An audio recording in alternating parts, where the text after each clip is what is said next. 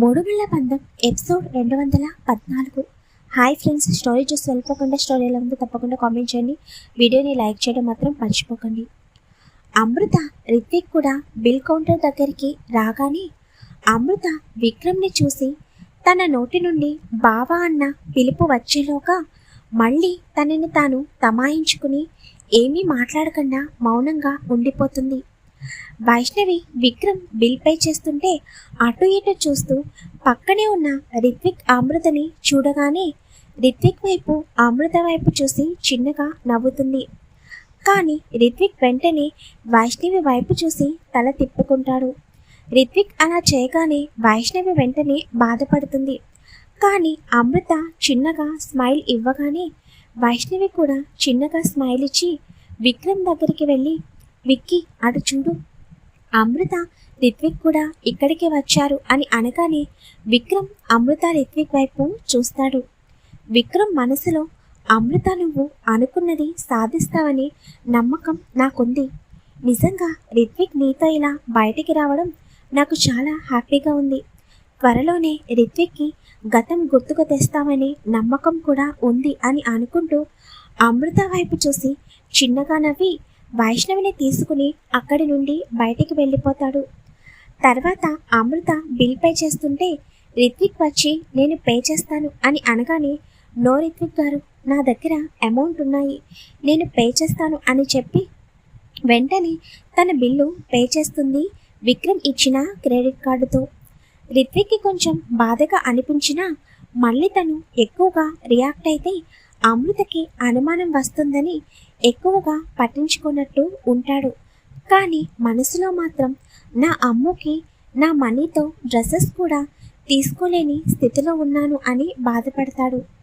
వైష్ణవి బయటకు వెళ్ళిన తర్వాత రిత్విక్ ఇంత త్వరగా అమృతని తన ఫ్లాట్లో ఉండేటట్టు చేస్తాడని అనుకోలేదు విక్కీ అని అనగానే, చెప్పాను కదా వైషు, అమృత తప్పకుండా ఏదైనా సాధిస్తుంది, ఏదో సాడ్ స్టోరీ చెప్పుంటుంది. అసలే రిత్విక్ కొంచెం జాలి ఎక్కువ కదా, మా అమృత చెప్పిన సాడ్ స్టోరీకి తను నిజమే అనుకుని నమ్మి ఇంట్లో ఉండేటట్టు చేసుంటాడు అని విక్రమ్ అనగానే, అదేమీ అయ్యుండదు, నాకు తెలిసి అమృత తనకి జరిగిన గతం గురించి రిత్విక్కి చెప్పి ఉంటుంది అని అనగానే, మా మేడం గారికి ఈ మధ్య బుర్ర బాగానే పనిచేస్తుంది అని అనగానే విక్రమ్ వైపు వైష్ణవి చిరుకోపంగా చూసి విక్కీ అని రాగాలు తీస్తుంది. సరే సరే, నిన్ను ఏమీ అననులే, పద, నీకు ఐస్ క్రీమ్ అంటే ఇష్టం కదా, పార్లర్కి వెళ్దాం అని చెప్పి వైష్ణవిని పార్లర్ దగ్గరికి తీసుకుని వెళ్ళి కొంత సమయం వైష్ణవితో టైం స్పెండ్ చేసి తిరిగి మహల్కి వస్తారు. ఇటు రిత్విక్ అమృత కూడా ఇద్దరూ కలిసి షాపింగ్ మొత్తం కంప్లీట్ చేసుకుని అలాగే బయటే డిన్నర్ కూడా కంప్లీట్ చేసి ఎప్పటికో ఫ్లాట్కి చేరుకుంటారు. ఫ్లాట్కి వచ్చిన తర్వాత అమృత రిత్విక్ వైపు చూసి, రిత్విక్ గారు, మిమ్మల్ని ఏమన్నా ఇబ్బంది పెడుతున్నానా అని అడుగుతుంది.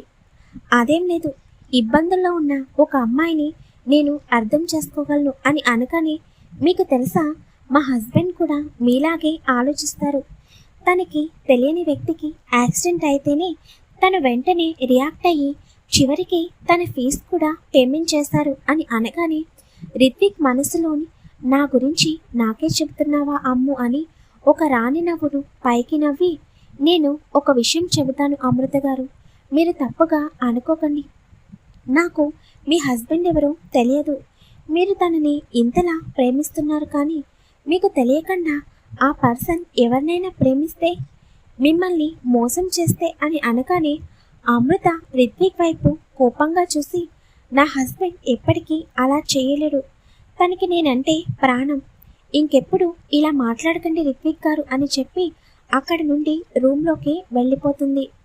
వెళ్తున్న అమృత వైపు చూసి, నీ హస్బెండ్ అలాగే చేశాడమ్ము, నిన్ను కాదని వేరొక అమ్మాయిని ప్రేమించాడు, కానీ అదంతా నువ్వు నాకు గుర్తులేని సమయంలో జరిగింది, కానీ ఎప్పుడు చేసినా తప్పు తప్పే కదా, అందుకే నన్ను నేను క్షమించుకోలేకపోతున్నాను అని తను కూడా బాధపడుతూ అక్కడే సోఫాలో కూర్చునిపోతాడు.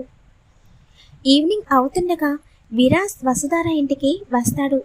కాలింగ్ బెల్ మోగుతుంటే వెళ్ళి డోర్ ఓపెన్ చేసేసరికి ఎదురుగా విరాస్ని చూసి వెంటనే తను ఏమంటాడో అని పక్కకి తప్పుకుంటుంది. విరాస్ మాత్రం వసుధారని అస్సలు పట్టించుకోకుండా వాళ్ళ అమ్మమ్మ దగ్గరికి వెళ్ళి తనతో కొంచెం సేపు మాట్లాడి నర్సుకి జాగ్రత్తలు చెప్పి హాల్లోకి వస్తాడు. వెళ్తున్న విరాస్ వైపు చూసి ఈ మనిషి ఎప్పుడూ ఇంతే, ఏదో కూరలో కరివేపాకు తీసి పడేసినట్టుగా ఎప్పుడు నన్ను ఇలాగే పట్టించుకోకుండా వెళ్ళిపోతాడు. చూస్తూ ఉండు, ఏదో ఒక రోజు తప్పకుండా ఈ వసుధార గురించి నువ్వు ఆరాటపడాల్సి వస్తుంది అని అనుకుంటూ మళ్ళీ తను ఏమందో గుర్తుకు రాగానే చిచి నేనేంటి ఇలా ఆలోచిస్తున్నాను అని అనుకుంటూ అక్కడే గుమ్మం దగ్గర ఉండిపోతుంది. విరాస్ హాల్లోకి వచ్చిన తర్వాత డోర్ దగ్గరే ఉన్న వసుధార వైపు ఒకసారి చూసి ఇక్కడికి వచ్చేది ఏమన్నా ఉందా, లేకపోతే అక్కడే డోర్ దగ్గర సెక్యూరిటీ జాబ్ ఏమన్నా చెయ్యాలా అని సీరియస్గా అడుగుతాడు. చిచ్చి మా ఇంట్లో నేను ఎలా ఉండాలో కూడా ఈ టైగరే నేర్పించాల్సి వస్తుంది. పైగా ఒక పెద్ద కంపెనీలో హెచ్ఆర్గా జాబ్ చేస్తున్నానన్ను సెక్యూరిటీ జాబ్ చేస్తున్నానని అంటాడా?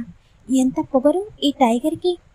నిజంగా సాడిస్ట్ అని తిట్టుకుంటూ విరాస్కి ఎదురుగా వచ్చి నుంచుని చెప్పండి సార్ అని అంటుంది. విరాస్ వసుధార చేతిలో డాక్యుమెంట్స్ పెట్టి రేపు హౌస్ చేంజ్ అవుతున్నాము, మొత్తం లగేజ్ అంతా ప్యాక్ అయిపోవాలి, ఓన్లీ నీకు ఇష్టమైన ఇంపార్టెంట్ థింగ్స్ మాత్రమే ప్యాక్ చేసుకో, ఓల్డ్ థింగ్స్ ఏమీ అవసరం లేదు అని అనగానే అసలు విరాస్ ఏం చెప్తున్నాడో అర్థం కాని వసుధార విరాస్ వైపు విచిత్రంగా చూస్తూ అసలు మీరు ఏం మాట్లాడుతున్నారు సార్ అని అయోమయంగా అడుగుతుంది. నేను ఏం మాట్లాడుతున్నాను నీ చేతిలో పెట్టిన డాక్యుమెంట్స్ చూస్తే తెలుస్తుంది అని అనగానే వసుధార అప్పుడు ఆ డాక్యుమెంట్స్ని ఓపెన్ చేసి చదువుతూ వెంటనే షాక్ అయ్యి ఏంటి నా పేరు మీద ప్లాట్ తీసుకున్నారా అని గట్టిగా అరుస్తుంది.